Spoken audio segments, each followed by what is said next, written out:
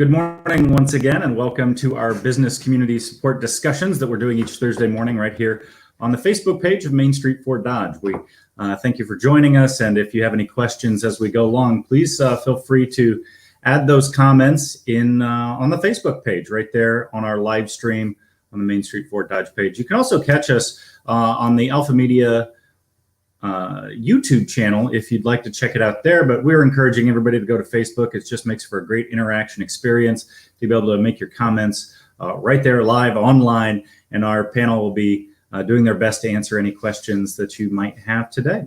I want to welcome our guests today. As always, we have Cheryl Ahern with Spin Market. Good morning. Good morning. We also have Chris Patrick with Main Street Ford Dodge. Good morning, Chris. Good morning, everybody. And Kimberly Tiefenthaler with the Iowa's SBDC, and always great information coming from Kimberly. And we have some guests that'll be joining us a little bit later today from Gunderson Funeral Home, and we'll also be talking with Matt Cosgrove with Webster County Conservation District as well. So lots of good information to cover today. So let's just jump right into it. Cheryl, you've been doing a great job of putting together these slides for us, and one of the things that we're talking about, it seems to be the thing that everybody can't stop talking about, is masks. Do they work? Are they good? Lots of questions out there. Looks like Bill Nye was talking about it recently. Yes, Bill Nye, the science guy, we all know him very well, did a scientific study of masks. And although the video is not here, you can find it easily online, and you can see he talks about all the different types of masks, the masks that work, the masks that kind of work, whatever it may be. And of course, Bill Nye always adds a little bit of flavor of humor to his science adventures and experiments. So it is an important conversation to have. We have a lot of businesses that are now requiring you to wear a mask. Walmart starts Monday with that. I know there's several other ones that are required for you to even go in. So it is something that you need to have a mask left in your car, in your office, at your home, so that you have them handy. Yeah, absolutely. And I just say have fun with it, right? Yeah. I've seen a lot of really entertaining and fun masks out there. So that's my encouragement, is just, have a good time when it comes to masks. Let's have fun. And It's a fashion statement now. That's right. That's right. So I look forward to seeing all your masks next time I'm in. Okay. Okay, so on a little bit more serious note, COVID-19 certainly has changed the business landscape, and that's why we get together each week. We talk about what's changing, what's going on in the world of COVID, but it doesn't necessarily end there. There's been a number of businesses that have made some changes to, pivot and switch things up when it comes to COVID-19. Yes, and so I just pulled up a few of the things recently. If you have been in a store, you will find that 50-cent pieces are the big thing that you'll get back on any change. There is a severe coin change shortage, and the reason for that is, one, people are not going into as many brick and mortar stores, and two, it also people shopping online as well as using debit and charge cards. So what that means is that the coins aren't circulating through the bank, and this is a serious issue. So they are asking you to bring out your piggy bank and bring your change in. Some other things, McDonald's is suspending all-day breakfast menus in order to streamline their menu. Frito-Lay has had to make changes on their products that they're able to provide. Sheet cakes. Who would have thought sheet cakes would be an issue? It's time-consuming, and some businesses have had to stop making sheet cakes because they don't have staff. And on my end, I know my husband was looking for parts for our semi, and was having problems finding parts. So some of the things that are happening out there and are being directly related back to COVID. Yeah, I mean, I think that's going to be the case for a little bit of time. We've got a a lot of workers who simply aren't doing the same levels that they used to be able to do. That's for sanitation reasons, that's for space reasons, and so we just have decreased output in many industries, which filters down. And I think many industries have probably seen that. I think I've heard from some local tire stores. Kimberly, you run a tire store. Have you been seeing supply chain issues in your industry? Well, I honestly am not there on the daily. So, but I do listen to my husband when he comes home at night, and there have been some frustrations about getting things in. But all in all, it's been a matter of really finding who has the best connection, I guess. Connections really are making the difference right now. So we're doing okay, thankfully, in that way, and mostly just because, my husband works hard to figure out, you don't stop with one supplier, you just keep going until you get it figured out, if you can get it figured out. I will say, though, I was in Davenport the last couple of days helping our daughter get settled in to her apartment. She started at Palmer on Monday, and it was interesting to me as we would go out in the evenings and look for little things, organizational things, and things like that for her cabinets and what have you. Hand soap. I mean, the shelves were just empty, and I don't see that issue here as much. I feel like, it's easier here, but in a larger city, maybe where the population is, condensed there, it's, hand soap, and other items. I'm trying to think what else, that it was just so difficult to find, but some of the things that you used to just, take for granted, and it was easy to find, like at Target, the bags of refillable, hand soap, the liquid, things like that. I know my daughter in Ames uses that. She can't find it. She can't get it. So there are some issues. You're definitely seeing where the COVID piece of it has hit on the production end of it, where employees are out for one reason or another, certainly. So it's happening. I think this goes back to what we always say, and we say it in good times, we say it in hard times, and what we say is, be networking all the time, always be networking. Yeah, right. And this is why, right? It gives you those contacts to be able to fall back on when maybe your initial contact isn't, able to provide what they've always done. So right. Very interesting there.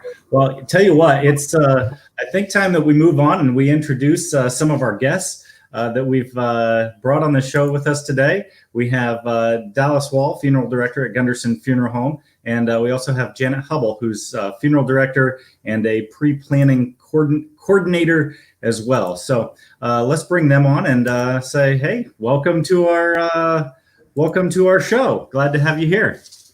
Hi there. Hi there. Thank you for having us. Yeah, so we're talking about changes that are going on within specific industries throughout our economy, and the celebration of life industry has definitely undergone some huge changes when it comes to protecting families and everybody else that's involved with it. Absolutely. We've encountered quite a few changes here in the last few months, and I think as everybody, we've kind of adjusted to the challenges. We've had to embrace technology where that's not a typical hat that we are used to wearing. Right. And I think I just think it's interesting that we see just so many different changes that are going on. I saw it in the car industry. We saw it in all these other industries. And there was a time period where I think many of the funeral services were finding that it was difficult to even have services, especially for COVID patients. Can you walk us through maybe what that was like in the early days of the pandemic? What were you guys having to go through when it came to services for patients of COVID? Yeah, at the very beginning, I think our main concern is the protection of us, protection of the people.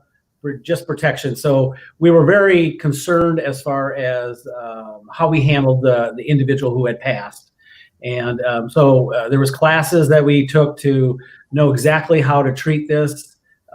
disease, what we needed to do different or special. It's kind of the assumption that we treat pretty much everybody as if they are COVID-19 positive. Luckily, they are not. We've only had 11 so far that have come through our funeral home in one way or the other that are exactly COVID positive, but it's those other ones that are not, that you don't know of, I should say. So we have gone through that step as far as, the preparation, what we need to do different, what we have to change there, disinfecting. And then we kind of looked at the cleanliness, killing this germ, if this germ is on our surfaces and that type of thing. So we've invested some money into some cleaning areas, some disinfecting areas, and typically we'll disinfect once or twice a day. If we have people in and out of the building, it's pretty much disinfect before they come in and disinfect after they come in. So that's kind of where the changes have occurred. Great. Well, you guys have a video that I'd like to show if you don't mind. And this just kind of shows the technology that it looks like maybe you guys have invested in.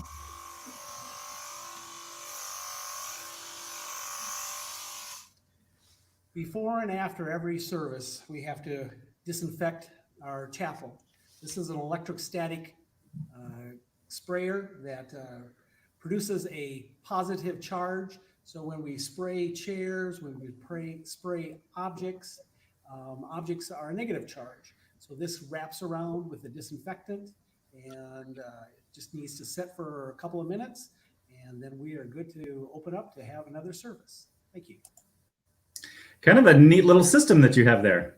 It is a neat little system, and I have to give a shout out to the Fort Dodge Fire Department. They're the ones who, our first individual that was suspected as COVID, when they brought the individual here to the funeral home, they got out this machine that they had and sprayed down all their equipment, sprayed down their door handles, everything that, was touched or that they used. And so that's kind of where we started this process. This spray machine is not an inexpensive device. It ended up costing us about $900. But we saw it as a long-term investment, because we don't know when this is going to end. And it's just a good thing to have, even if it does end, what we still need to do. Yeah, I mean, there's a ton of different options when it comes to this, and it seems like this may be one of the most handy and mobile devices that you can take with you. It is. It takes me about 15 minutes to walk around the funeral home and get all the they call them the touch points. Door handles, the chairs, things that you would touch. The interesting thing is when you kind of go around and you look at things, there are things that you touch that everybody touched differently. I like to close the car door by not using the handle, by just kind of pushing it against on the windows.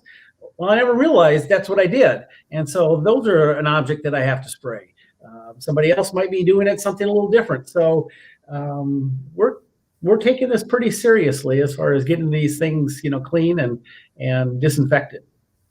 So when I was watching in the video, it looked like the chairs were separated. Is that another piece of kind of what you guys are doing there in the chapel? Yeah, that is another piece. We need to practice social distancing. When the churches were able to open up, funeral homes were able to open up, and we were able to have more than 10 people in here at a time. Kind of the rule is you have to practice social distancing, and you also have to kind of limit your capacity to about half of what it was. So if you spread out the chairs, about 6 feet apart, it comes to about maybe a third of what we could normally hold. But right now, that's around 100 or so. We could probably do a little bit more if we put chairs in the hallways and things like that. But people are being very cautious, and I don't think we've had a funeral in this building that has been more than 60 to 80. So we're very comfortable in practicing that social distancing here at the funeral home. And people are saying if they have some issues themselves, they are just not coming. Yeah, we're finding a lot of people are policing themselves, and whether more so of a rolling visitation, and the funerals themselves are being attended primarily by families, but even then, families are not traveling from different states. So we've kind of modified to record services. We started out some with Facebook Live, but unfortunately with music that gets blocked, copyright. So we found that it might not be a live stream, but we can better regulate it by recording it and then uploading it to our website. So Mark unfortunately got busy this morning, so he's not able to join us, but he's kind of spearheaded our technology that way and helping us get on board with recording services and then uploading that to our website to have that capabilities. Iowa Central was a huge help in some of the larger services too, that was able to live stream and YouTube, and again, things that we're kind of all learning on the fly as far as that goes. So challenges, but definitely opportunities for growth and to better serve families. It's really interesting hearing you talk about this, because every time I talk to business folks in a different industry, there are things that make me go, oh, I never would have thought of that. And I never would have thought of, the folks who would have liked to have traveled from out of state, out of town, who, may not feel comfortable or even able to do that. And you've found a way to really just change and find a way to still meet those needs. And I just think that that's really the mark of businesses who are able to thrive through situations like this, is when you guys are coming up against obstacles, you're finding ways to work around it. You're not saying, well, there's nothing we can do about it, but you're finding ways to innovate. And so kudos to you. That's a pretty neat thing that you have going on. And even as you're innovating, you find things like the copyright rules that you have to then go to plan C and D and E as you go along. How has that been to have to try to, make a change and then make a change upon the change? It's definitely a learning curve as far as that goes. And I think that kind of brings us to another aspect of funeral service that is a very social event. And grief shared is obviously grief diminished. And that's kind of a double whammy right now of families having to be socially distanced even prior to, if they're in a nursing home, that they haven't been able to visit their loved ones, regulated as far as how many might be able to be in the hospice home. So we're kind of the second layer of grief in regards to them coming in. They've already had a lot of strikes against them. So unresolved grief is, I think, a foreseeable problem in our future, as far as, because grief doesn't go away. And if it's not properly dealt with, that can lead to additional problems. So ceremony really does heal. And if we can encourage families to not put off services, and it's understandable that some still are, but we certainly hope that at some point in the future, but that's hard for families too, to reopen those wounds. So that's kind of a concern on our end too, that be addressed. So that's kind of an issue too that we're looking at, to how to better reach out, additional grief support, unlike we've ever seen before. It's just an added grief. Sure. I mean, I think the emotional situation is one where we're going to be dealing with for some time, and it affects families across many different areas. I just want to ask kind of a question, because it does bring to mind sort of what you're talking about. Has there been changes in, or have you noticed any shift in choices for cremation versus burial? Has there been any change in that, or does that remain sort of the status quo? I think, yes, it has. If there are some people who are very traditional, they are definitely going to have a traditional funeral with with casketed burial. And there are some people that are going to, are definitely going to have cremation. There are some people that are kind of, you want to use on the fence. They could go either way. And during this situation, and if there are going to be a delayed, I think we have seen a uptick in the cremation. because of the concerns. And so, yeah, I think that is rising. And I even saw a report that it's going to be rising even a little bit more. So, yeah, there is definitely that, but there are so many people that are still traditional that will never change. Sure. Well, it's just it's definitely a very personal decision, and kudos to you guys once again for all the changes that you've made to keep families safe, and also to help families with their grief as they deal with a very, very difficult situation and in a very difficult time. So I'm impressed with all the changes that you guys have made, and I just think it's really neat that those options are available to the community in times like this. Thank you so much. Before we go, I'm just going to share my little tip that I learned from one of my hairdresser friends in regards to wearing masks. It's dark, so you can't hardly see it. But Okay. Essential oil, peppermint, and put it in the very bottom, closer to your chin. If you put it too high, it kind of really burns your eyes, but it makes wearing a mask just a little bit more bearable. I love it. Well, thank you for the mask tip. That's perfect. Yeah. All right. Well, Dallas Wall, Janet Hubble with Gunderson Funeral Services, thank you so much for joining us today and sharing what's going on in your industry. Thank you for having us. It was a pleasure. Thank you. Right. Take care. Wow. There we have it, guys. We have a company right here in Fort Dodge that has really had to innovate, and that's exactly what we're talking about when we talk about making the changes that you need to make. And sometimes those changes don't end up being perfect, but then you make changes to those changes and you end up in a better position than you could have been. And you couldn't, many of the things that Dallas and Janet talked about, nobody would have thought of in the past. And I've, been walking through with them, helping on a variety of things over the last few months. And you have to really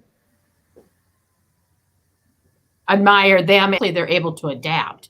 We're talking in just a few hours, they changing things around and making things work. And if it didn't work, evaluating and going back and figuring out what needs to be done. And I think that's what our conversations here are all about, is making sure that the businesses in our area understand that they're not alone. Everybody here is doing the same thing or having many of the same issues.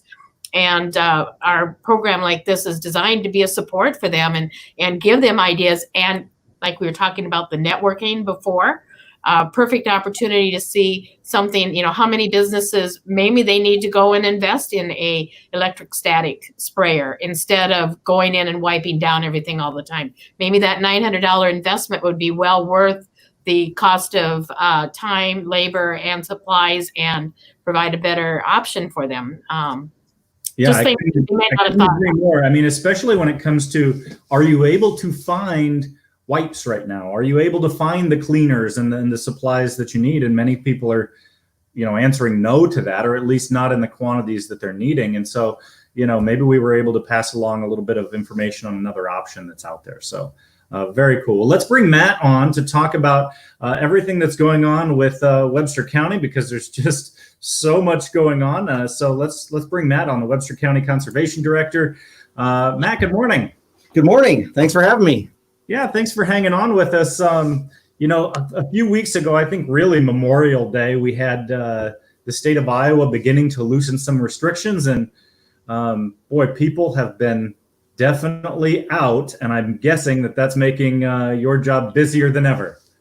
Yeah, it's been great to see, but crazy busy. So I've been doing this for 24 years. Every year is a little bit different, and Mother Nature usually plays a role in that somehow.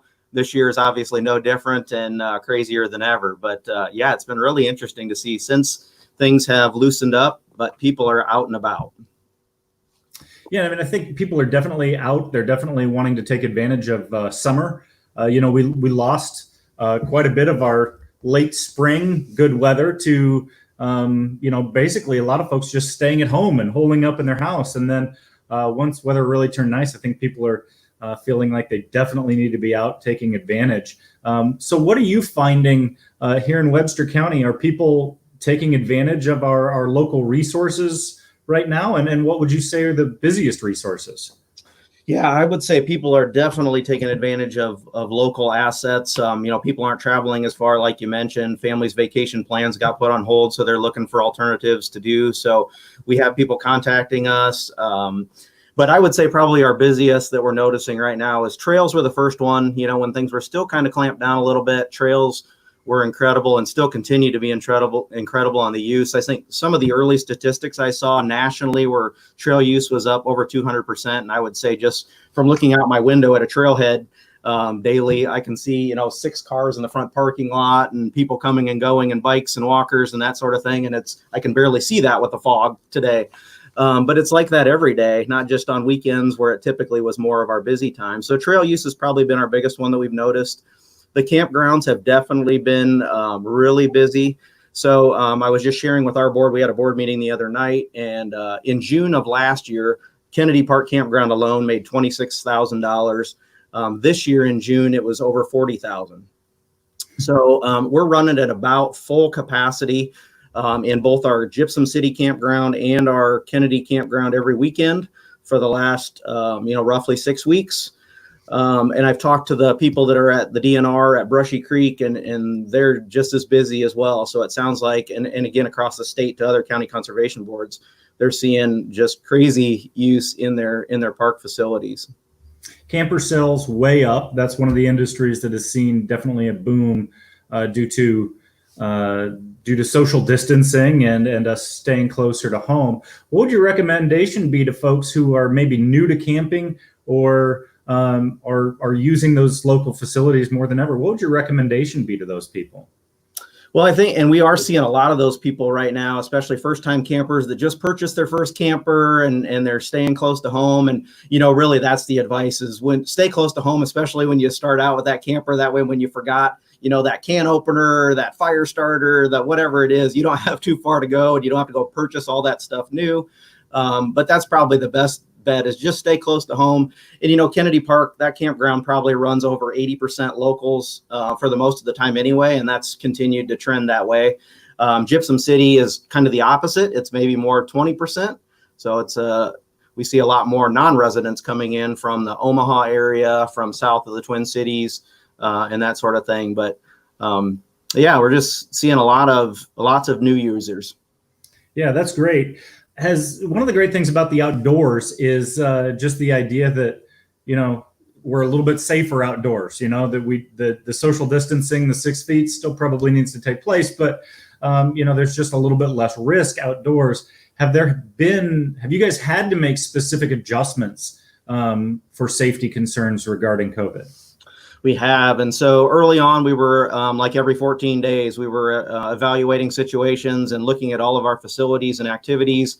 And I've never put together so many policies and protocols in 24 years of this job that changed every 2 weeks. But now we're to the point where we're evaluating on a monthly basis. We're almost operating at regular capacity with the exception of our lodge and our shelters. Those are 100-person capacity, and with the social distancing requirements, we've reduced the capacity to 50% on those. So renters are unfortunately have to, sign agreements on that stuff, and buffets that they serve at their graduation parties and all those sorts of things. Graduation parties were our bread and butter, in that May and early June, and we had to end up. I think we turned back about $7,500 worth of reservations. Just on those because the poor kids didn't get to have graduation parties or they had them in some other capacity. So, but yeah, we're evaluating things on a monthly basis. Cleaning has probably been, we always prided ourselves on trying to keep a clean public facility anyway, but cleaning has really been ramped up. We just hired a cleaning technician and she's doing a fantastic job, especially as busy as facilities are. Our overnight facilities are the ones that we're really spending the majority of our time cleaning all those touch points that Dallas was talking about. And if I could get his magic spray gun, that would be, cut her time in half probably. But yeah, that's probably the biggest. Cleaning's probably our biggest change. Yeah, and I think that's probably across the board with just about every business, right? Is finding ways to do that cleaning and finding those locations.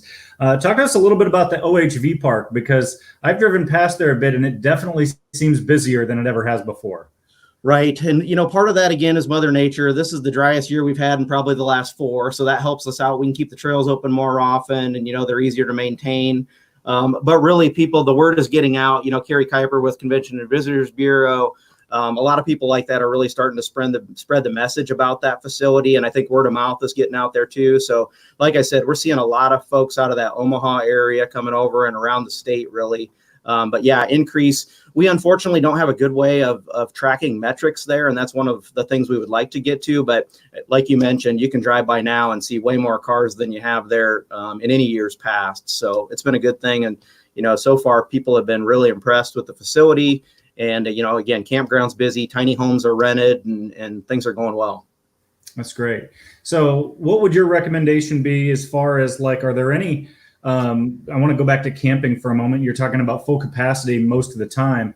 If somebody wants to get into one of those slots and they're finding, it's just full all the time, what's the recommendation on making sure you can get a spot?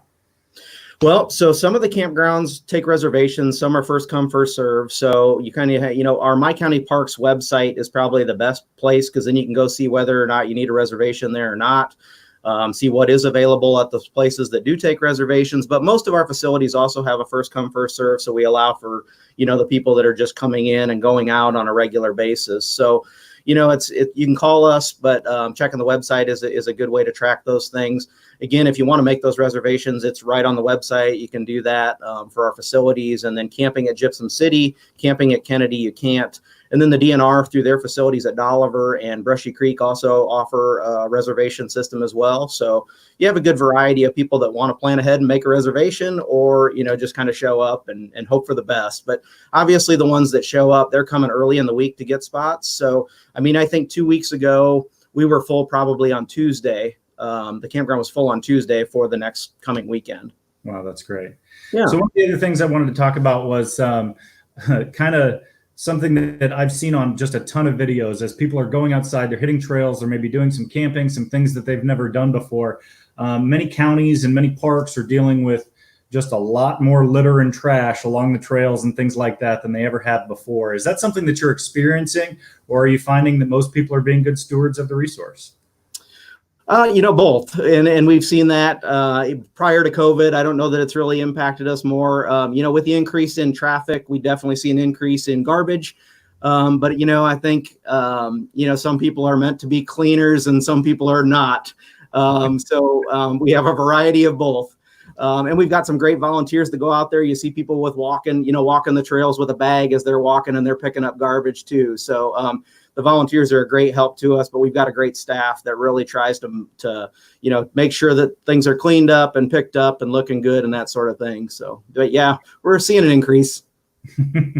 All right, Matt. Well, thanks so much for joining us today. And thanks to you and your staff for giving us an opportunity to have a place gorgeous and beautiful and local where we can go and enjoy some great outdoors. Thank you. Thanks for having me. All right. Thanks, Matt. You bet. Bye.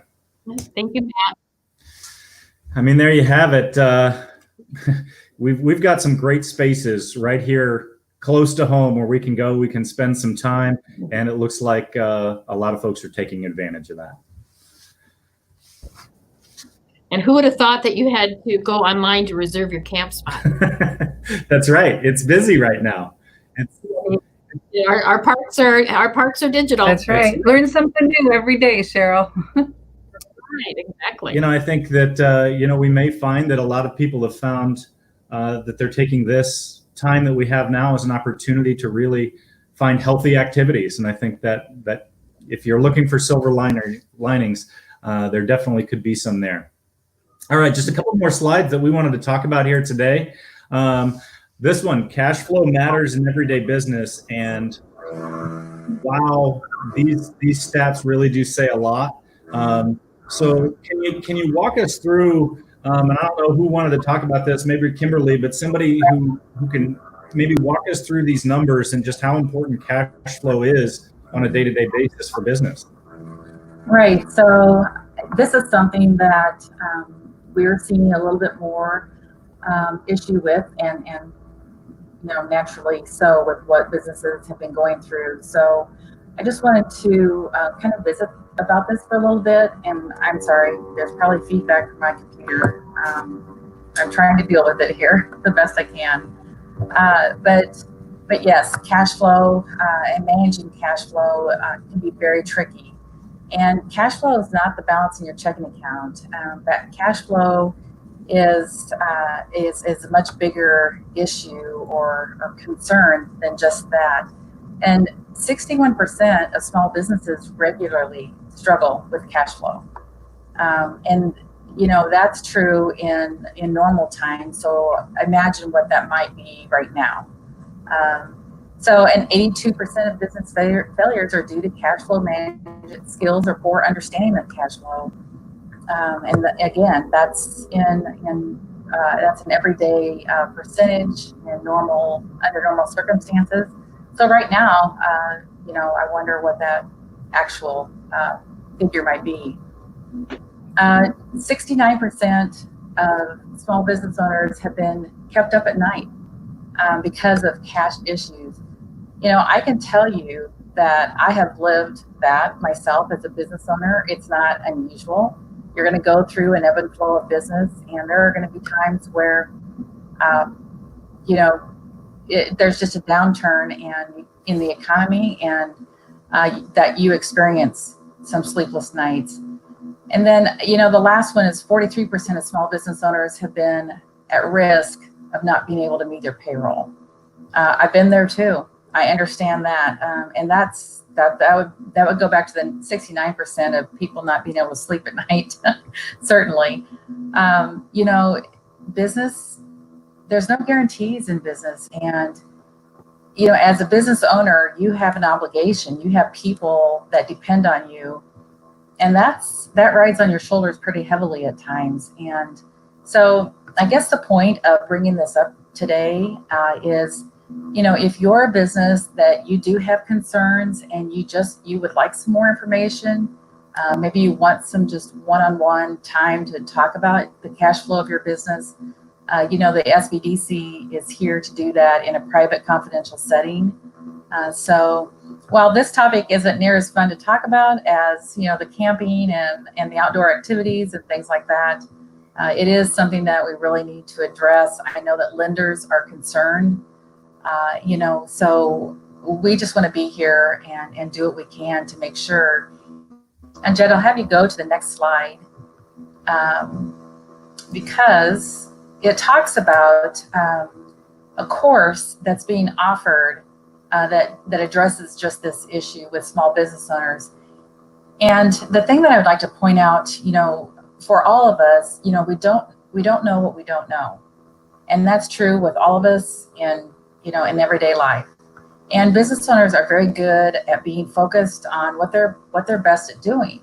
And that might be, car repairs, it might be selling tires, it might be selling clothing, whatever it is. So this isn't something that business owners just naturally, catch on to and know.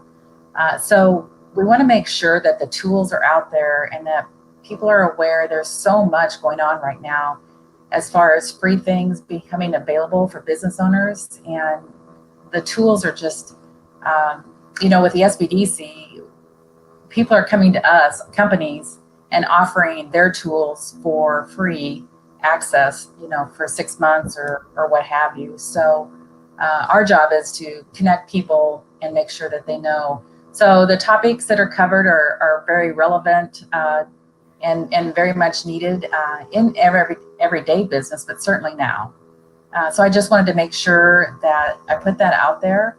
If anybody has any questions, they can certainly follow up with me, and I'll be happy to make those connections and make sure that they have this information, and we can spend some time one-on-one going through their own personal business financials and things like that. So, and then the next slide, I believe, talks about a big initiative. I don't believe I have it, Kimberly. Okay, it didn't stick. Okay, so it's the Shop Iowa initiative through IEDA and Main Street Iowa, and the SBDC are helping roll that out. Chris could speak to this very well. I'm not going to go through the details. I just want to make sure that businesses know that they can get on the Shop Iowa platform, get products uploaded, and use this opportunity to just get more exposure to your business. It doesn't need to be anything that's overwhelming or difficult, because there are people there to help in the background. From our team, Darcy Swan, our business counselor, is working with the state of Iowa. There's other SBDC people as well that are being tasked to help business owners do this. And I'm sure Chris can, she knows the people on the Main Street side as well. So we just want to make sure that businesses, even if you have your online presence already, the IEDA is going to be driving people to this website. So take advantage of that. Get your items, get your business on there, and just get more exposure and enjoy it and have fun with it. And I think it's a great thing for the state of Iowa and a great opportunity just to come together and really promote small business overall. Chris, you might want to jump in on that. I agree. Yeah, I will. I'll jump in a little bit. So this is for brick and mortar stores that have a product. So it's not for service businesses, but anybody that sells a product. And again, like Kimberly said, it's wide distribution through IEDA. So it's not, just your regular customers coming to your site. You're able to sell your products through the member marketplace that is partnering with the Iowa Economic Development Authority. So anybody who takes advantage of this opportunity, it's free for 12 months. So I really encourage, like Kimberly, businesses to take advantage of this. You can contact SBDC, you can contact me if you're local, and we'll get you set up. It's not very hard, but you do have to put each of your products, onto that site. But what a great initiative from the state to help our small independent businesses. Yeah, for those businesses who have never dipped their toe into e-commerce, there couldn't possibly be a better, cheaper way to do it, right? I mean, that's exactly right. Yeah, yep. That's right. That's exactly right. And to be real honest with you, if they haven't dipped their toe, they need to do that. That's crucial, absolutely crucial. And we've got to quit being afraid of it. If you want to be in business, you've got to do it. So I'm going to put the exclamation point on the end of that, because it's really not a choice anymore. It's essential. To use a word that gets used a lot, it's essential. 2 words, pivot and essential, I think are going to be recognized as some of the words of 2020, right? And it couldn't be more true. So please take advantage of it. It's a great opportunity, free, and there's plenty of support in the background to assist businesses. So take advantage of the opportunity to learn about online and e-commerce, and what it's like, and then and how you can expose your business, get more exposure across the state. So that's all I have. Okay.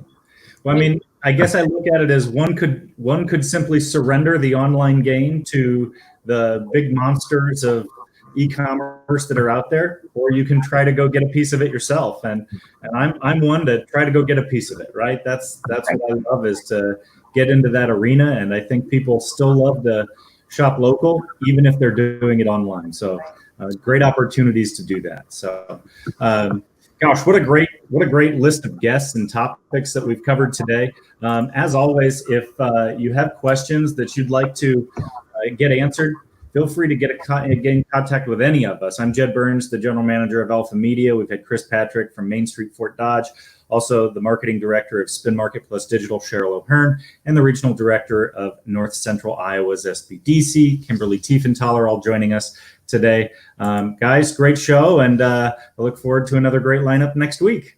Yeah, thank you. Yeah, thank you. All right, guys, thanks. We'll talk again soon. Thank you.